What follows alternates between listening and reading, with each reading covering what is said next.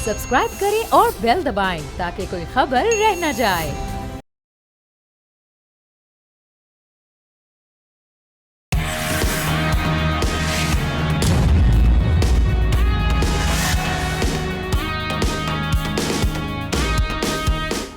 अस्सलामुअलैकुम, आप देख रहे हैं न्यूज़ पंच। मैं हूं आमना खटाना। आगाज़ में बात करेंगे ईरान इजराइल अमरीका जंग के हवाले से। ईरान के शहर मिनाब में मासूम तालिबात की तदफीन के मंजर ने इंसानियत को शर्मिंदा कर दिया। इजरायली हमले में शहीद होने वाली तालिबात को आहों सिस्कियों में दफन किया गया। ईरानी वज़ीर ख़ारजा ने बच्चियों की कब्रों की तस्वीर शेयर करके सवाल उठाया कि क्या यही वो निजात है जिसका अमरीका ने वादा किया था। इजराइल अमरीका की बर्बरियत की वजह से गज़ा से मिनाब तक मासूम जानें एक ही आग में जल रही हैं।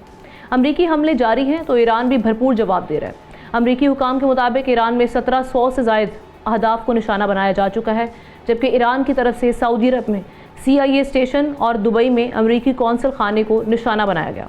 ईरान का कहना है कि अगर अमरीका तवील जंग चाहता है तो वो इसके लिए भी तैयार है और उसने अपने सबसे ख़तरनाक हथियार अभी तक इस्तेमाल ही नहीं किए। इजरायली मीडिया के मुताबिक आयतुल्लाह खामनाई के बेटे मुश्तबा खामनाई को सुप्रीम लीडर मुंतखब कर लिया गया, मगर ईरानी मीडिया के मुताबिक ये इंतखाब सुप्रीम लीडर की तदफीन के बाद होगा। उधर इमारात ने वाज़े ऐलान किया है कि ईरान पर हमले के लिए उसकी फ़ज़ाई हुदूद इस्तेमाल नहीं होंगी, जबकि डोनाल्ड ट्रंप के करीबी साथी रिजीम चेंज के बाद सऊदी इजराइल ताल्लुकात की भी बात कर रहे हैं। DGIAEA के मुताबिक ईरान के एटम बम बनाने के शवाहिद मौजूद नहीं हैं। दूसरा, अमरीका के अंदर से भी मुखालफत बढ़ रही है। सेनेटर एलिज़ाबेथ वॉर्न ने जंग को गैर कानूनी करार दे दिया है। इसके अलावा हम देख रहे हैं कि UN ने भी खबरदार किया है कि ईरान समेत पूरे मशरिक़ वस्ता में इंसानी बहरान जन्म ले रहा है। यूरोप में नाज़रीन, स्पेन ने अड्डे देने से इनकार किया तो अमरीका ताल्लुकात मुनक़ता करने का ऐलान कर दिया और साथ ही साथ ये धमकी भी लगाई कि वो उनकी स्पेस यूज़ भी करेंगे, कोई उनका इनकार नहीं कर सकता। अब ये सारी सिचुएशन हमारे सामने है, किस जानिब मामला जा रहे हैं और क्या अब अमेरिका अपने मामलात को रिव्यू करेगा, क्योंकि बारहा हम देख रहे हैं कि सदर ट्रंप की जानिब से कभी बयानात ये दिए जा रहे हैं कि जी हमसे बैकडोर राब्ते किए जा रहे हैं ताकि मुज़ाकरात किए जाएं, लेकिन जब हमने देखा कि वहाँ से ईरान की जानिब से साफ इनकार कर दिया गया और वो बारहा ये कह रहे हैं कि कोई किसी किस्म के मुज़ाकरात नहीं होंगे, तो उसके बाद अब सदर ट्रंप ने भी यू टर्न लिया और वो कह रहे हैं कि हमसे तो मुज़ाकरात के लिए कहा जा रहा है लेकिन हम इनसे मुज़ाकरात अब नहीं करेंगे, वक्त अब बहुत हाथ से निकल चुका है। अब इस सारे मामलात पर तजिया करने के लिए एहतशामुल हक साहब सीनियर एनालिस्ट हमारे साथ मौजूद हैं। उनके साथ साथ अब्दुल्ला हमीद गुल साहब ने, चेयरमैन जवानाने पाकिस्तान, सीनियर एनालिस्ट, उन्होंने भी हमें ज्वाइन किया है। दोनों को वेलकम करते हैं। अब्दुल्ला साहब, हम रोज़ाना ही इस पर बात कर रहे हैं जो सारी सिचुएशन बन रही है, ख़ास तौर पे ये देखना कि पहले UK की जानिब से कहा गया कि वो मदद करेंगे, लेकिन उसके बाद उनकी जानिब से भी कहा गया कि वो डायरेक्टली इन्वॉल्व अब इस जंग में नहीं होंगे। स्पेन की जानिब से कहा गया लेकिन उनको धमकी लगा दी गई है और लेकिन वो कायम हैं, वो कह रहे हैं कि अगर तिजारत मुनक़ता भी करते हैं तो हम इसका हल भी निकाल लेंगे। साथ ही साथ हम ये देख रहे हैं नेटो से भी उस तरीके की हिमायत तो हासिल नहीं है, इन्वॉल्वमेंट वो कह रहे हैं डायरेक्ट इन्वॉल्वमेंट नहीं होगी लेकिन हम वैसे ही सपोर्ट करेंगे इनको। सो अभी ये सारी सिचुएशन, और दूसरी जानिब GCC ममालिक, अभी तक GCC ममालिक कोई लाहा अमल तरतीब नहीं कर पाए, अलबत्ता हम देख रहे हैं अंडर प्रेशर काफ़ी हैं। आपको ये मामला किस जानिब जाते हुए दिखाई दे रहे हैं? बिस्मिल्लाहिर्रहमानिर्रहीम, बहुत बहुत शुक्रिया। देखिए, पहली बात यह है कि कोई भी वॉर जो है अपने इत्तेहादियों के साथ मिलकर लड़ी जाती है अगर आप एक ऐसी बड़ी जंग के अंदर जा रहे हैं, लेकिन यहाँ इत्तेहादी कम से कम होते चले जा रहे हैं। ये देख रहे हैं कि UN जो है उसके अंदर भी एक डिवाइड नज़र आ रहा है, नेटो के जो है लेतो लाल से काम कर रहा है और जो यूरोपियन यूनियन के जितने ममालिक हैं वो अमेरिका के मुखालफत में खड़े हुए हैं और साथ ही साथ इन हाउस अमेरिका के अंदर एक बहुत बड़ी मुखालफत जन्म ले रही है, जिसके अंदर पीडो फाइल्स का जिक्र खास तौर पे एप्स्टीन फाइल्स के हवाले से आ रहा है और लोग ये कह रहे हैं कि जो घिनौने जराइम हैं उनको छुपाया जा रहा है और ये बात अब पूरी ज़बान ज़द-ए-आम है। हर आदमी मीडिया के ऊपर ये आके अमेरिका के अंदर ये बात कर रहा है। दूसरी जानिब देखा जाए तो फिर स्टेट ऑफ कंफ्यूजन एक बहुत बड़ा है। अमेरिकन जो पॉलिसी मेकर्स हैं उसकी वजह यह है कि जो डिसीजन कर रहे हैं, कभी वो कहते हैं कि जी ये जंग 4 दिन की होगी, कभी वो कहते हैं कि हमने अपने टारगेट्स हासिल कर लिए हैं, कभी कहते हैं कि मज़ीद हासिल करने हैं हमें, कभी रिजीम चेंज करने की बात करते हैं। तो खुद अमेरिका के अंदर जो लोग हैं वो कह रहे हैं कि जी रिजीम चेंज करना तो अब ख्वाब ख्याल ही रह गया। दूसरी जानिब जो है वो खित्ते के तमाम ममालिक वो एक कंफ्यूजन के अंदर हैं। उनको ये नजर आ रहा है कि जो उनकी सेफ्टी सिक्योरिटी है वो बुरी तरीके से मुतासिर हुई है, जिसकी वजह से बिलियंस ऑफ डॉलर का नुकसान हुआ। सिर्फ अगर यूएई की बात कर लें तो आपको ये अंदाजा होना चाहिए कि सिर्फ एक साल के अंदर 20 मिलियन लोग तकरीबन वहां आते हैं जो ओवरनाइट स्टे करते हैं, और ये तकरीबन इकोनॉमी के अंदर $60 बिलियन का इजाफा करता है।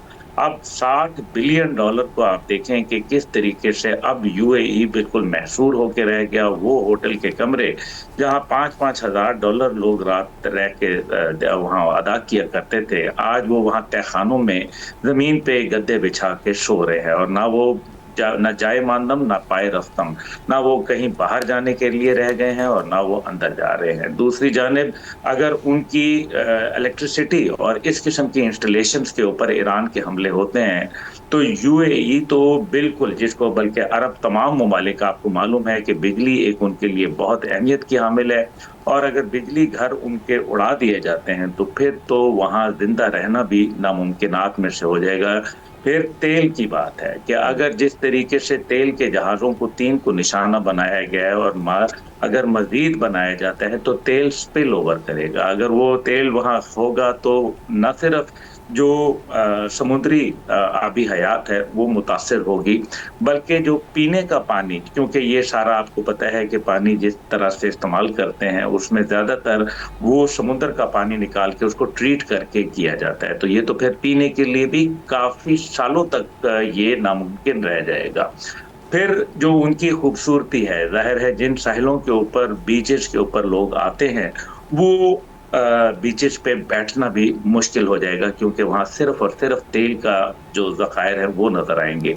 अब जो अमेरिकन के सूरत हाल है वहाँ ये है कि अमेरिकन एक तरफ कह रहे हैं कि हमारे पास बहुत असला मौजूद है, दूसरी जानिब डोनाल्ड ट्रंप खुद ये कह रहे हैं, हिदायत कर रहे हैं कि हमारे जितने भी असला साज मैन्युफैक्चरर हैं उनको ये हुक्म दिया गया है कि वो हंगामी बुनियाद के ऊपर असले की मैन्युफैक्चरिंग को तेज करें, और खुद उन्होंने ये तस्लीम किया कि जो मैन्युफैक्चरिंग रेट इस टाइम पे ईरान के पास है मिसाइल मैन्युफैक्चरिंग का, वो उनके पास नहीं है। फिर आप देखिए कि जिस तरीके से अब रूस और चीन ने बातें करना शुरू कर दी हैं। चीन ने उनके पुरअमन न्यूक्लियर प्रोग्राम की हमायत कर दी है, और रूस ने ये कहा है कि अगर डोनाल्ड ट्रंप ने अपने जो पागलपना ना दूर किया और उस पॉलिसी को, हट धर्मी की पॉलिसी को ना छोड़ा, तो फिर अभी तो दुनिया तीसरी आलमी जंग पे नहीं है, लेकिन ये तीसरी आलमी जंग बन सकती है। कब्रस के ऊपर हमलों के बाद अब फ्रांस ने कहा है कि हम जो एक अपना एयरक्राफ्ट कैरियर है वो भेजेंगे।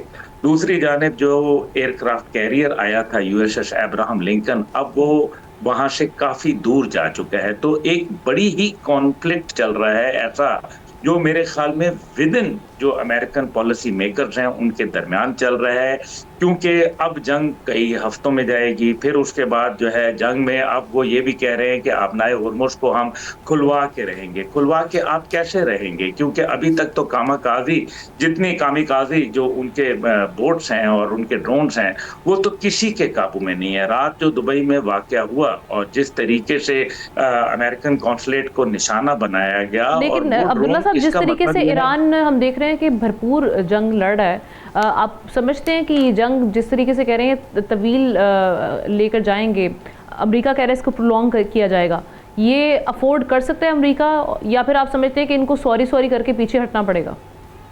देखें, ये इनका एक तरीका कार रहा है, और ये तरीका कार ये है कि if you can't beat someone join them. आप देख लीजिए, आपने जो तवील जंग की बात की, पहली बात यह है कि 8 साल जंग रही इराक के साथ, और उसमें 2.5 लाख ईरानी जो थे वो शहीद हुए। अब 8 लाख शहादतों के बाद क्या ईरान हार गया था वो जंग? क्या तेहरान ने और उसके मज़ाफ़ात ने पहले स्कड मिसाइल जिनका 1 टन वॉर हेड हुआ करता था नहीं देखे थे? क्या उन्होंने तवील जंग के अंदर साबित नहीं किया कि वो साबित कदम रहे। और साथ ही साथ एक बात इसमें जो मैं आपसे गुजारिश कर दूं कि आप इससे अंदाजा कर लें कि लाओस के अंदर जिस तरीके से जब वो वियतनाम वॉर शुरू हुई तो उसके बाद लाओस के अंदर 9 साल अमरीकी जो बमबार तैयारे थे B-52, जिनका बड़ा इस टाइम पे जिक्र खैर हो रहा है, वो B-52 तैयारे उनके ऊपर हमला करते थे। हर 8 मिनट के बाद एक सॉटी जो थी वो जाया करती थी। ये मैं आपको वो बता रहा हूँ जो डॉक्यूमेंटेड है, अगर अभी विकिपीडिया खोलें आपको पता चल जाएगा। और उसमें 5,80,000 मिशन जो थे वो गए और उसके अंदर 2 मिलियन से ज्यादा पाउंडिंग की गई जो बारूद की, जो कि दूसरी जंगे अज़ीम की तो कुल मिला के जो बमबारी थी उससे ज्यादा थी।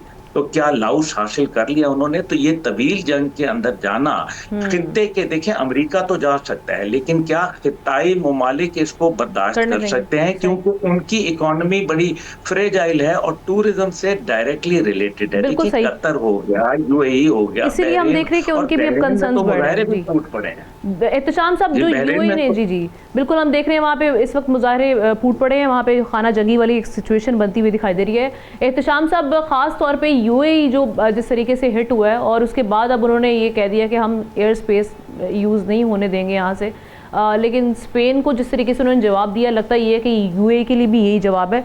लेकिन आप समझते हैं कि जब हम ये देख रहे हैं कि सारी सूरत हाल में ईरान जिस तरीके से जवाब दे रहा है और साथ ही साथ पीट हेगसेथ जो वहाँ के डिफेंस मिनिस्टर हैं अमेरिका के, उनका इस्लाम मुखालिफ बयान, उसके बाद ये जीसीसी ममालिक एक क्लियर पोजीशन लेंगे बिलाखिर और अमेरिका पे प्रेशर बढ़ेगा? जी आमना, जो अब्दुल्ला बात कर रहे थे, जो 8 साल की ईरान और इराक़ की जंग हुई थी, उस वक्त भी इराक़ के साथ अमेरिका और पूरा यूरोप खड़ा था। उस वक्त भी ईरान तन्हा था, फिर भी वो लड़े थे और सस्टेन किया था उस जंग को। अभी देखिए आमना, जो आपने शुरू में बात की थी ना, उससे तो दिल हिल गया कि 170 बच्चियों को जब दफनाया गया तो जो सीन थे। देखिए अब सूरत हाल यह है कि अब दुनिया से असूल, ज़ाब्ते, अखलाकियात, कानून जो लगता है अब तो ख़त्म हो रहा है। वो ख़ास तौर पे प्रेसिडेंट ट्रंप के आने के बाद तो लगता है हर चीज़ बिखर के रह गई है। देखिए अब सूरत हाल जितनी तेज़ी के साथ बदल रही है आमना, यूँ लग रहा है कि न्यू लाइन जो है ना वो ड्रा हो रही है, battle line new battle line जो है ना वो ड्रा हो रही हैं। और जो पहले हम समझ रहे थे कि ईरान के लिए बड़ी मुश्किलात होगी, अभी डे टू डे बुनियादों पे जिस तरह आमना तेज़ी से डेवलपमेंट्स हो रही हैं, देखें ना वो परसेप्शन और रियलिटी में आप फ़र्क भी देखें जो हुआ अभी 3-4 दिनों में। अभी वही पूरा इंटरनेशनल मीडिया, हम भी कहते थे कि ईरान की कमज़ोर पोजीशन है और शायद मुश्किल हो जाएगा उसके लिए, लेकिन अभी देखें पिछले 1.5 दिनों में जो सूरत हाल तेज़ी के साथ बदली है। पहली तो बात आप देख लें, जो बात जिस पे हो रही है उस पर आता हूँ मैं, उस पर अपना यूएई पे भी आता हूँ कि वो जो अब मुश्किलात पैदा हो रही है ना, चाइना अपना इजराइल और अमेरिका के लिए, वो क्या है? देखिए वो तो कहते हैं, मार्को रूबियो तो कहते हैं कि इस जंग में इसराइल ने हमें ड्रैग किया है। अब प्रेसिडेंट साहब उनके पीछे पड़ गए हैं कि ये तो मैंने शुरू करवाई थी, आप क्या बात कर रहे हैं? अपने ही फॉरेन मिनिस्टर के ख़िलाफ़ बात कर रहे हैं। दूसरा हमने देखें जो बात हो रही है ना कि जी क्या ये लंबी जंग सस्टेन कर सकता है ईरान, तो जवाब यस में आ रहा है। देखिए दुनिया के बड़े बड़े, मैं रात को देखता हूँ जितने डिफेंस के अदारे, वो क्या कह रहे होते हैं, न्यूयॉर्क में टाइम बैठे, वाशिंगटन में, वियना में और मुख्तलिफ जगहों पे, ऑस्ट्रेलिया, वो क्या कहते हैं? देखो वो अब आमतौर पे जो एक फील मिल रहा है वो ये है कि जी ये 20वीं सदी जो है ना वो मिलिटरीली अमेरिका के लिए बहुत ज़बरदस्त थी और अमेरिका नंबर 1 था। अब वो कह रहे हैं कि 21वीं सदी जो है ना इसमें मिलिटरीली वो चाइना इनको आगे चला गया। मैं बड़ा हैरान होता वो कैसे चला गया। उन्होंने कहा कि ये जो स्पेस और साइबर वॉरफेयर है, इसमें अब कहते हैं कि चीन का कोई सानी नहीं है। प्लस वो कहते हैं जीपीएस सिस्टम को जिस तरीके से इनोवेशन से इस्तेमाल किया है वो वेस्ट और अमेरिका की टेक्नोलॉजी इसको नहीं देख सकती। तो इस हवाले से ये बात आमना, ये बात कही जा रही है कि जी अब खुदा ना खास्ता अब ये जंगें होती हैं तो इसमें मामलात और बिगड़ेंगे। दूसरी बात है आमना, आपको याद हो गया हम 2 दिन से ये बात कर रहे थे और इंटरनेशनल मीडिया भी कह रहा था और कुछ लोगों का ख्याल था कि चाइना रशिया क्यों खामोश तमाशाई बने हुए हैं। नहीं, लेकिन आज तो चाइनीज़ फॉरेन मिनिस्टर ने इजरायली हम मनसब को फ़ोन भी किया है और जंग बंदी के हवाले से उन्होंने बातचीत की है, उनको किया है। और हमने देखे जो चाइनीज़ फॉरेन मिनिस्ट्री की तरफ से जो स्टेटमेंट आया ना वो बड़ा इंपॉर्टेंट है, जिसमें वो कहते हैं कि we will take territorial integrity and security of Iran very seriously.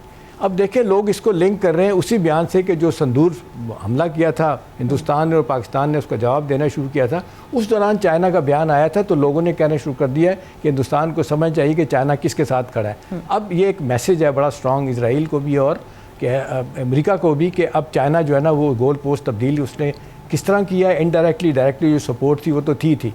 अब उसके बाद अब किस तरीके से एज मिल गया ये देखने वाली बात।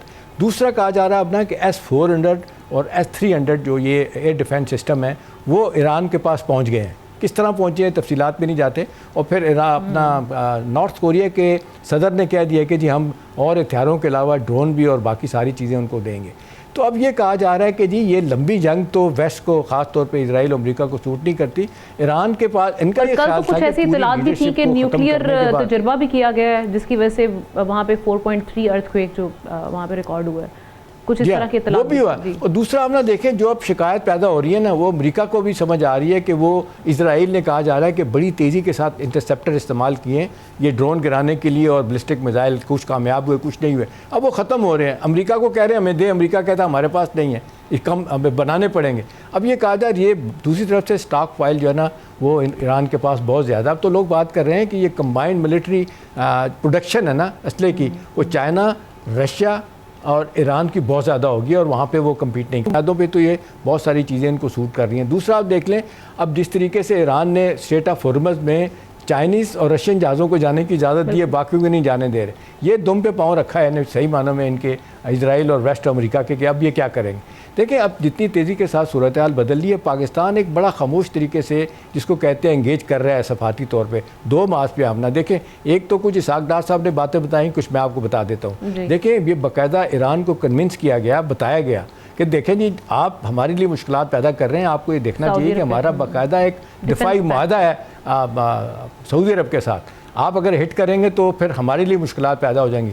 और फिर जो इतलात अंदर से आ रही हैं यही है कि उन्होंने कहा है जी हमें कुछ अश्योरेंसेस चाहिए कि सऊदी अरब की ज़मीन इस्तेमाल नहीं होगी हमारे ख़िलाफ़। तो उनको बताया गया पहले भी नहीं हो रही थी, अब भी नहीं होगी। दूसरा एक ही हमला रामको पे किया, किसी और जगह उनका हमला नहीं, वो कहती थी नहीं इस पर हमला होगा। एक दूसरी तरफ ये खामोश सफारतकारी पाकिस्तान, ईरान और अमेरिका के दरमियान भी कर रहा है कि जंग लंबी ना हो, क्योंकि लंबी होती है हालात बिगड़ेंगे तो हमारे लिए मुश्किलात पैदा होंगी। देखिए हम ना अब ये बात माननी पड़ेगी सब लोगों को कि ये अब ईरान को जो होला हम सब ले रहे थे, शायद इनका ख्याल था कि ये जिस तरीके से इनकी पूरी की पूरी मिलिट्री और सियासी और मजहबी लीडरशिप को ख़त्म कर दिया आपने, शायद उसके बाद रजीम चेंज हो जाएगी। रजीम चेंज माला दूर चला गया। बाय द वे ये वही प्रेसिडेंट ट्रंप है जो 2016 में रजीम चेंज के ख़िलाफ़ थे और बड़े सख्त बयान दिया करते थे। हिलरी क्लिंटन के ख़िलाफ़ इतने बयान दिए उन्होंने कहा तुम्हारी वजह से लीबिया का बेड़ा गर्क हुआ है, तुमने रजीम चेंज करवाया। तो आज देखें रजीम चेंज की वो बात कर रहे हैं। और दूसरा हमने देखें अब जितनी तेज़ी का साथ सूरत हाल अब बदल रही है, अब लगता है कि मेरा ख्याल है इंटरनेशनल ओपिनियन भी बदल रही है। लोगों को ख्याल आ रहा है कि अगर जंग नहीं रुकती तो देखें ना ग्लोबल इम्पैक्ट तो आ गया इकॉनमी पे, बड़े मुश्किलात पैदा हो गई हैं। अब क्या होगा देखें, अब ये अगर ये मामला अगला नहीं रुकता तो हम ना बड़ा वाज़ेह तौर पे मुझे लगता है कि कॉन्फ्लिक्ट ये ड्रैग करेगा, ये वाइडन होगा और मेरा ख्याल है सारी दुनिया इसके लपेट में आएगी। और फिर लड़ाई के बाद कहा जा रहा है कि GCC ममालिक जो है ना वो अपने तौर पे देखेंगे कि हमारा सिक्योरिटी का सिस्टम, हमें अम्ब्रेला जो चाहिए हम किस तरफ जाए। UAE की जो बात कर रहे हैं देखें इस हवाले से तो UAE पे बड़ा शदीद दबाव आया और माजत के साथ उन्होंने इनको अब्राहम एकॉर्ड के चक्कर में इन्होंने सबसे पहले रिकग्नाइज़ किया था और उसके बाद कहा जा रहा था सऊदी अरब और पाकिस्तान को भी खींचा जाएगा, उसमें वो नहीं हुआ। वहाँ पे जो सूरत हाल बदल रही जितनी तेज़ी के साथ इकोनॉमी एकदम से उसने एक जॉर्ज हो सकता है वो रिव्यू करें। हम अब्दुल्ला साहब का शुक्रिया अदा करते हैं। एहतशाम साहब आप साथ ही रहिएगा, बढ़ते हैं ब्रेक के बाद वापस आएंगे, एक और टॉपिक उस पर डिस्कस करेंगे।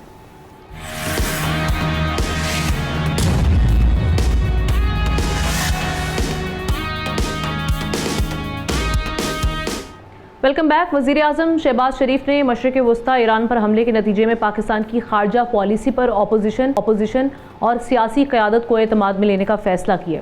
हुकूमत के इस फैसले पर तहरीक इंसाफ ने वाज़े कर दिया है कि बानी चेयरमैन से मुलाकात के बगैर उनकी इस ब्रीफिंग में शिरकत मुमकिन नहीं है। पार्लिमानी ज़राए के मुताबिक मौलाना फजलुर रहमान ने अपोजिशन लीडर महमूद खान अचकज़ई को इजलास में शिरकत का मशवरा दिया। उधर अडयाला जेल में बानी PTI और बुशरा बीबी की मुलाकात तो हो गई मगर अहले खाना को नहीं मिलने दिया गया। ये सूरत हाल ना सिर्फ सियासी कशीदगी बढ़ा रही है बल्कि एतमाद के फुकदान को भी अयां कर रही है। अब हम देखते हैं कि इस सारी सिचुएशन में क्या मामलात बनते हैं। एहतशाम साहब से खबर और तज्जिया दोनों लेते हैं। इससे पहले तो ऑब्वियसली एक अरसे से हम देख रहे थे कि बानी PTI उनकी जो उनके अहले खाना हैं, उनकी हमशीरा हैं, वो कोशिशें करी थी मुलाकात के लिए और उन्होंने काफ़ी कोशिश की, लेकिन हुकूमत की जानिब से हम देख रहे थे कि वो ढिठाई का शिकार भी रहे और ज़िद पर भी कायम रहे। लेकिन अब जो सिचुएशन बन चुकी है जिस पे हमें एक जो हमें एक यूनिटी की ज़रूरत है, उस पर ऑब्वियसली हम देखते हैं कि दोनों साइड्स को कुछ ना कुछ फ्लेक्सिबिलिटी दिखानी होगी। सो अब क्या सोचा जा रहा है, क्या पीटीआई के जो इस डिमांड को हुकूमत पूरा करने का सोच रही है, या फिर हम देखेंगे कि ये मामला ऐसे का ऐसे रहेगा? देखिए, अब जब हम बात कर रहे हैं तो आज प्राइम मिनिस्टर हाउस में तो ये मीटिंग हो रही है, सियासी जमातों के सारे लीडर वहाँ पे गए हैं, पीपल्स पार्टी, PMLN, उसके बाद और पार्टियों के लोग, मौलाना फजल रहमान साहब, ये सारे गए हुए हैं। और ये बड़ा एक एफर्ट हुआ था भरपूर। मौलाना फजल रहमान साहब ने कहा था अचकज़ई साहब को, उन्होंने कहा नहीं भी मुशावरत के बाद ही हम ये फ़ैसला करेंगे।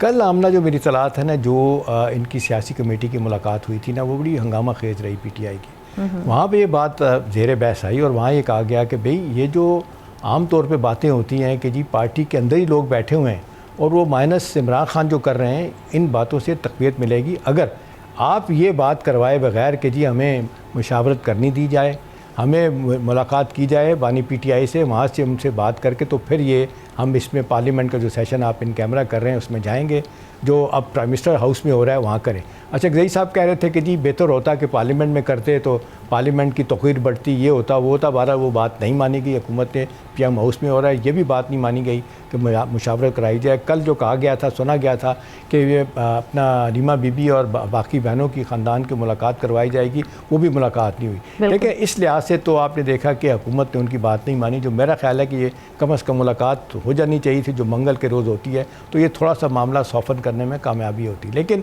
ना करके भी एक बड़ा स्ट्रॉन्ग मैसेज दिया गया है इनको, PTI के लोगों को, कि जी जो आप अपनी मर्ज़ी से दबाव में ला। गवर्नमेंट के लोग कहते हैं कि जी जब कोई बड़ा वाक़या होता है, जब मुल्क की लेवल की बात होती है, आप बानी PTI को बीच में ले आते हैं, उनके मसाइल अलहदा रखें, एक मुलाकात के लिए आपको बुलाया, आ जाए। अच्छा, ज़ई साहब कहा जाता है आमना कि जी वो चाहते थे कि इस तरह से बैठ के मुलाकात की जाए और वो उनका इन कैमरा सेशन भले वहाँ पे भी हो रहा है तो चले जाएं, लेकिन PTI की बाकी लोग हैं उसको नहीं माने। और ये जो आर्गूमेंट जो प्रिवेल कर गया कि जी इससे तो लगता है कि सारे के सारे जो है ना, वो सोशल मीडिया भी जो शोर डालता है, पार्टी के लोग डिजिटल एप्पल पे वर्कर जो शोर डालते हैं कि जी बानी PTI को तो आप बिल्कुल साइड लाइन कर रहे हैं, तो इससे तक़वियत मिलती है, लिहाजा आप मत जाएं जब तक कि आपको मुशावरत करने की इजाज़त बानी PTI से ना दें।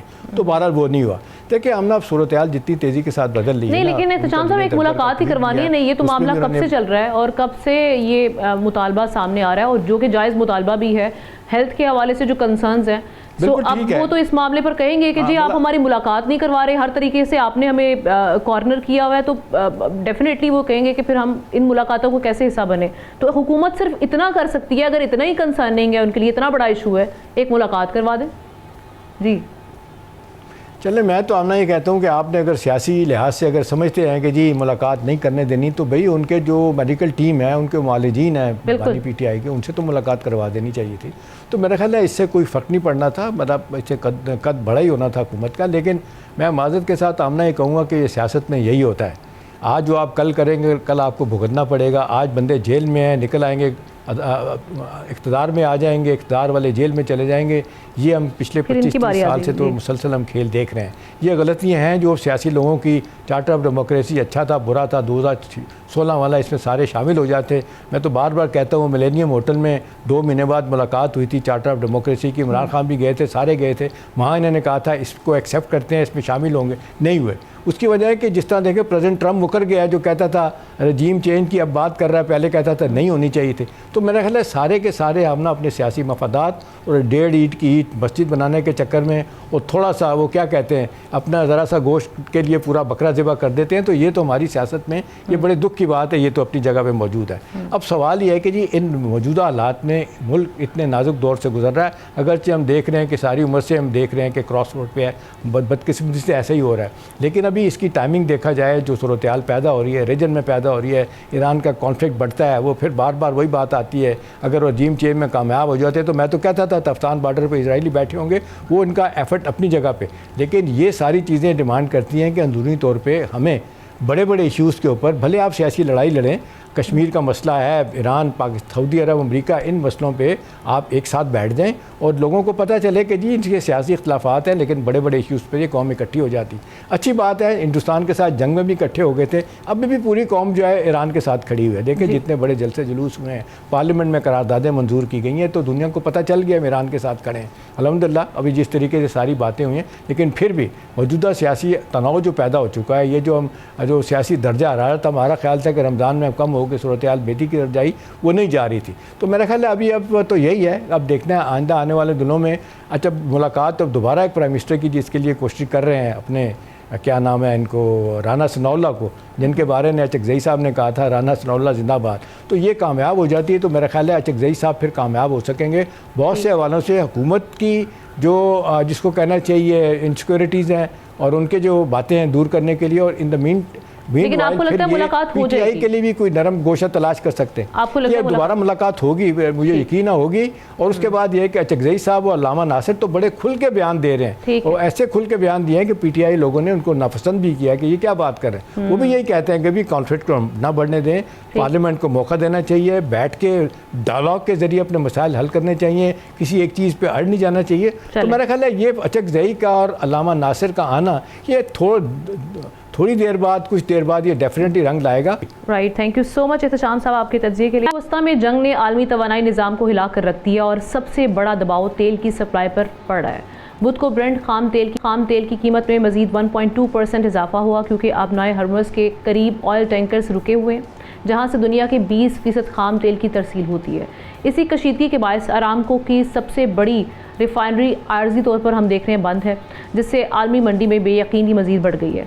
पाकिस्तान का इन्हिसार ज़्यादातर सऊदी अरब से तेल और कतर से गैस पर है।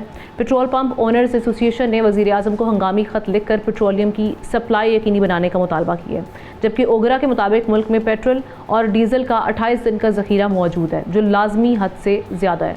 मुतबादिल के तौर पर नाजरीन, पाकिस्तान सिंगापुर, नाइजीरिया और अमरीका से तेल मंगवा सकता है, मगर इससे सिर्फ 20 से 25% ज़रूरत पूरी हो सकेगी और कीमत ज़्यादा पड़ेगी। पाकिस्तान ने फर्नेस ऑयल पर कार्बन लेवी में रिलीफ के लिए IMF से रुजू करने का फैसला भी किया है, जबकि पाकिस्तानी दरख्वास्त पर ने बुहेरा अहमर की बंदरगाह याबीनों के ज़रिए सप्लाई और सिक्योरिटी की यकीन दहानी भी करवा दी है। अब क्या इम्पैक्ट आएगा, इस पर बात करने के लिए डॉक्टर खाकान नजीब साहब, इकोनॉमी एक्सपर्ट, हमें ज्वाइन कर चुके हैं। डॉक्टर साहब बहुत शुक्रिया, आपके वक्त था। डॉक्टर साहब, सबसे पहले तो ये जो अगर ये हम देखते हैं कि प्राइजेस एकदम से फिर हाई होती हैं आलमी मंडी में, ऑयल की कीमतें बढ़ती हैं, तो फौरी तौर पर हम क्या इसकी इम्पैक्ट देखेंगे? कंज्यूमर किस रफ्तार से इसका इम्पैक्ट फील करेगा? दूसरा, इन्फ्लेशन और इंडस्ट्रियल कोस्ट, इसको कितना इफेक्ट करेगी ये? बिस्मिल्लाहिर्रहमानिर्रहीम। देखिए, सबसे इम्पॉर्टेंट तो बात ये है कि ये कन्फाइंड कॉन्फ्लिक्ट रहता है for in terms of days, और जो इसका स्प्रेड है और जो भी अहदाफ यूएस ने तय किए हैं in terms of capability Iran की हिट करने की, वो 2-4 हफ्ते में ये करके एक तस्वीर की तरफ चला जाता है। सो डेप्थ और जो ब्रेड्थ है कॉन्फ्लिक्ट की, वो ओवरऑल डिटर्मिन करेगी कि इम्पैक्ट ग्लोबल इकोनॉमीज़ पे क्या आता है। ऑब्वियसली आपने सही कहा, सबसे बड़ा इम्पैक्ट जो है वो तो यही है कि ब्रेंट $70 पे था, इस वक्त मैं जब मार्केट सामने ट्रेड होते हुए देख रहा हूँ तो इट्स नियरली $83-84 अ बैरल, ये तकरीबन 15-20% बढ़ गया। इसी तरह जो पेट्रोल की कीमत है वो दुनिया भर में, वो तो बड़ी क्विकली, वो तो डेली बेसिस पे एडजस्ट कर जाते हैं। पाकिस्तान चूँकि 15 दिनों में एडजस्ट करता है, तो जो नेक्स्ट है वो आपको एडजस्ट हुआ दिखाई देगा।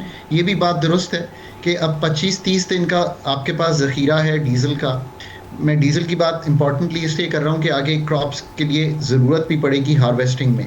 सो हमें उस तरफ ये देखना है कि वो चाहे रेड सी से हो, ये भी बात सही है, या ओपेक प्लस जैसे बढ़ा है, या एक बात तो हुई नहीं, सारा पाकिस्तान आई डोंट नो उस बात पे किया ही अभी तक गया क्यों नहीं है। मैंने एक बड़ा डिटेल ट्वीट किया है, एंड एवरीवन मस्ट रीड, ये मैं आपके प्रोग्राम के तवासत से कह रहा हूँ, क्या कि what are the conservation measures that the country should have already put in place, which means public at large, private sector and public sector, उसको क्या करना है, मतलब हाइब्रिड मीटिंग्स जिस तरह हमने कोविड में कुछ काम किए थे, सो दैट आप सेव करें इन चीज़ों पर। हम अभी तक बिजनेस एज यूजुअल पे डिमांड मैनेजमेंट को हमने सोचा नहीं, हम सिर्फ सप्लाई को सोच रहे हैं.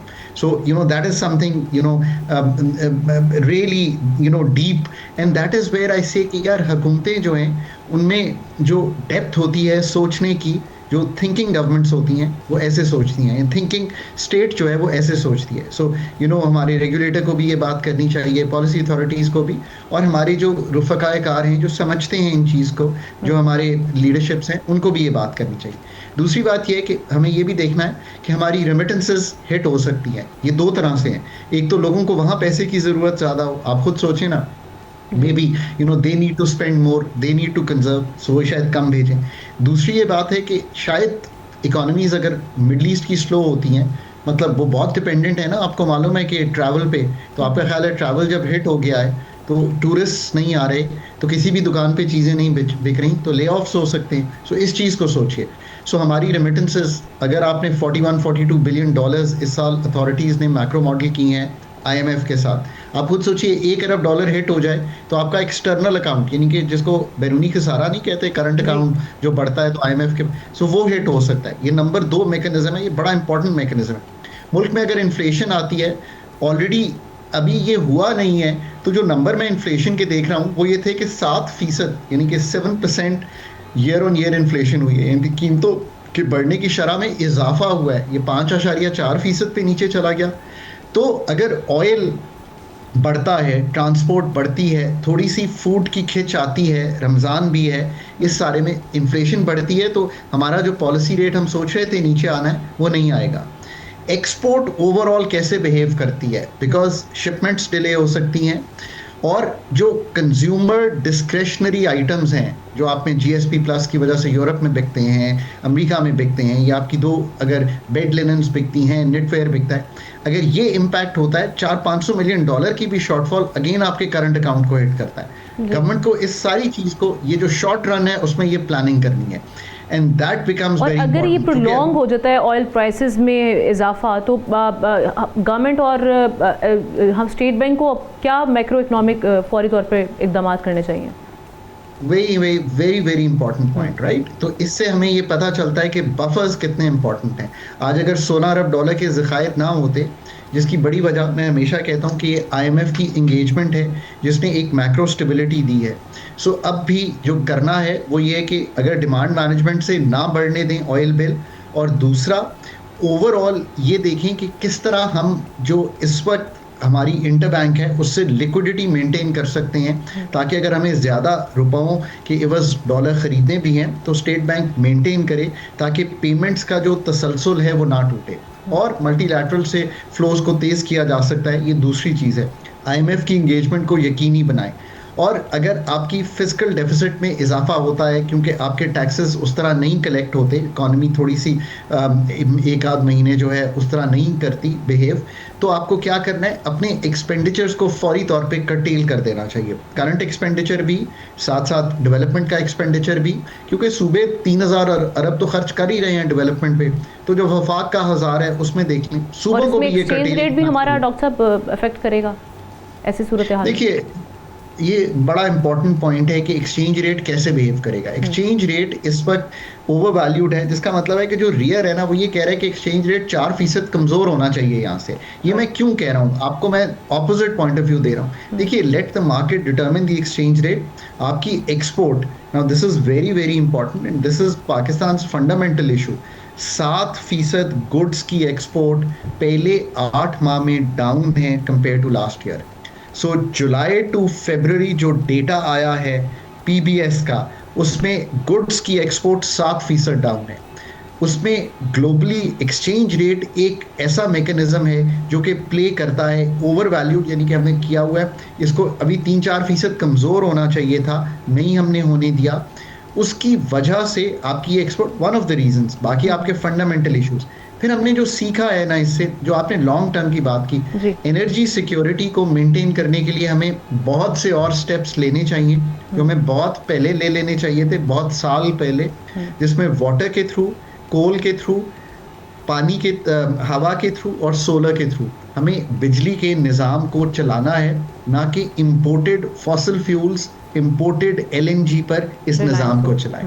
सबसे इम्पोर्टेंट. दूसरी बहुत इंपॉर्टेंट बात, फूड सिक्योरिटी। हम छोटा मुल्क नहीं है, ये याद रखिए मैम, 25 करोड़ का मुल्क है। हमें अपनी ये जो पूरी कौम है ये अंडर नरिश्ड है, मैल न्यूट्रिशन में है, 40% स्टंटिंग है। You really need to think about the deeper issues. That's very pertinent. So what do you do for your food security? मैं इसमें एक फिगर दिया करता हूँ, $10 अरब की फूड इंपोर्ट है पाकिस्तान की। ये कैसा एग्रीकल्चर मुल्क है कि $10 अरब कॉटन और एग्रीकल्चर को मिला के इंपोर्ट करते हैं और $6-7 अरब एक्सपोर्ट करते हैं। इस पैराहे में जबकि इस वक्त ग्लोबल वीट, एडिबल ऑयल, ये सारा जो आप इंपोर्ट करते हैं इसकी कीमत बढ़ी हुई है क्योंकि हर कोई खरीदना चाह रहा है। तो आपको रैंप अप करना है अगले 2 से 3 साल। लंबे अरसे की जो इक़दामात हैं, और ये आपने अच्छा कहा कि लॉन्ग, वो planning is now becoming crucial for Pakistan. और अभी तो शॉर्ट टर्म का ही रिएक्शन, जैसे मैंने कहा, कंजर्व करने का रिएक्शन आ जाना चाहिए था, एक पर्चा पब्लिक सेक्टर में आ जाना चाहिए। That is how thinking governments react very quickly. I really think हमें ये बिल्ड करना है Pakistan. Thank you so much doctor साहब फॉर योर एनालिसिस। इसके साथ ही नाज़रीन, प्रोग्राम का वक्त खत्म। इंशाल्लाह कल मुलाकात करेंगे। अल्लाह हाफ़िज़।